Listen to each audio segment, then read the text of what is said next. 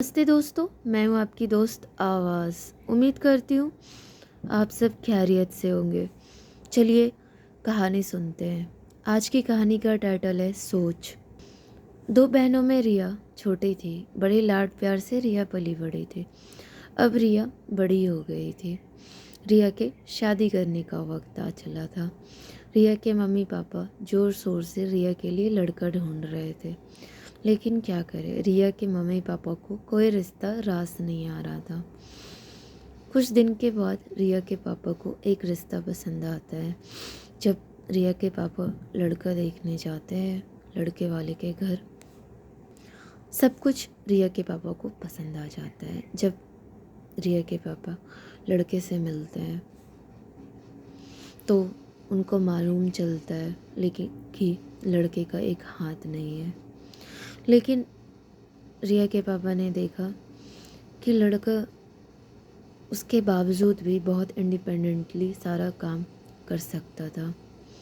लड़का काफ़ी होनहार था, काफ़ी अच्छी नौकरी कर रहा था, अच्छी खासी कमा रहा था। रिया के पापा को लड़का पसंद आ जाता है। घर आकर रिया के पापा रिया की मम्मी को सारी सिचुएशन बताती है। तो रिया की मम्मी ने सोचा क्यों ना रिया से एक बार इस विषय में बात कर ली जाए। जब रिया की मम्मी रिया को सारी बात बताती है और लड़के के डिसेबिलिटी के बारे में बताती है तो रिया भड़क जाती है। ये क्या मम्मी, आप मेरे ऐसे लड़के से शादी करवाएंगे? मेरे अंदर कमी क्या है जो आप मेरे लिए ऐसा लड़का ढूंढ रहे हैं? फिर कुछ दिन बाद रिया के पापा को लड़के वाले के घर से फ़ोन आता है, क्या हम लड़की देखने आ सकते हैं? तो रिया के पापा ने विनम्रता से कहा, हमें कुछ समय दीजिए, हम बताते हैं। फिर कुछ दिन बीत गया। आज रिया का एग्ज़ाम था। रिया सुबह जल्दी जल्दी उठी और तैयार होकर निकल गई। बस स्टॉप पे रिया को बस मिली। फिर वो आराम से बस पे बैठ के अपने बुक निकाल कर रिवाइज करने लगी। थोड़ी भी देर बाद कंडक्टर आता है, मैडम जी किराया दे दीजिए। हाँ जी भैया देती हूँ। रिया बैग खोलकर पर्स ढूंढने लगी, लेकिन ये क्या, पर्स ही नहीं था रिया के बैग में। फिर रिया कहती है, भैया मैं तो पर्स लग रहा घर में भूल आई। तो कंडक्टर गुस्सा हो जाता है, तुम जैसी लड़की को मैं अच्छी तरीके से जानता हूँ, पैसे दो वरना अगले स्टॉपेज पे उतर जाना।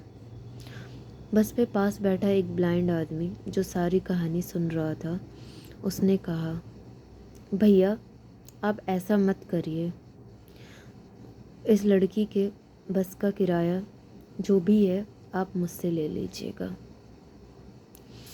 फिर उस व्यक्ति ने अपने जेब से पैसे निकालकर उस इंसान को दे दिया। रिया ने उस ब्लाइंड आदमी को थैंक यू बोला और कहा, भैया आपने मेरी बहुत बड़ी मदद कर दी। बस पे यूँ तो बहुत लोग बैठे थे लेकिन किसी ने मेरी मदद नहीं की। तो ब्लाइंड आदमी ने कहा, कोई बात नहीं बहन,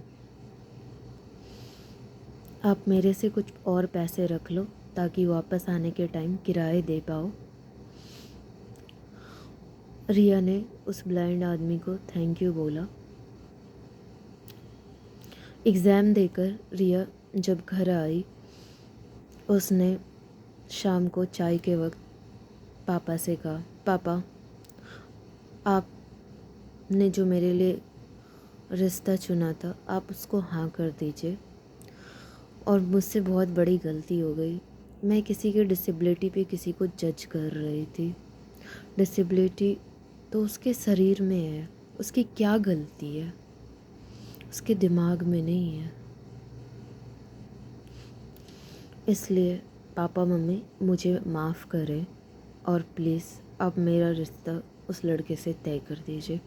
थैंक यू। तो दोस्तों, कैसी लगी आपको मेरी ये कहानी? प्लीज़ बताइएगा ज़रूर। Thank you.